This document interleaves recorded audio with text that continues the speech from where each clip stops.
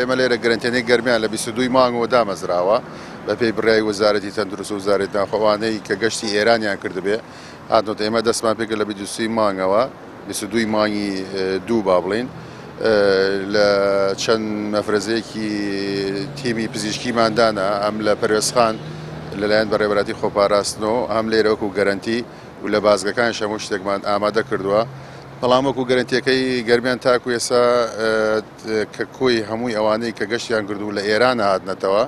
گەیشتە 285 کەس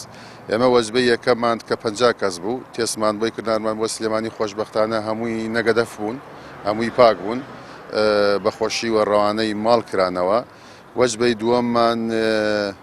77 کەس بوون کە ئەم تێسمان لێوەرگرنارمان بۆ سلێمانی بۆ منختەبەری مەرکەزی سلێمانی کە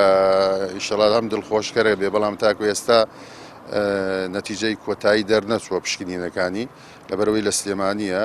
زەختێکیان لەسرە احتیمال هەیە ئەم شەو وەجبەی دووەم کە 77 کەسە ئەم شەو نەتیجەکەمان دەرسیە و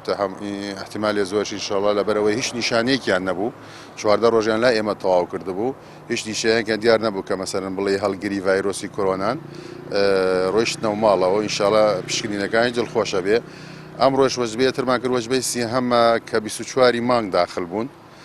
ئەوش ئەمڕۆ 14 ڕۆژ تەواو ئەکەن نزیکەی 60 کەس بوون ئێستا ناردوومانە لە مختەبەرە چاوەڕێکەین ئەو شەگەر دەرس و ئەوان شڕوانەی ماڵەکرێن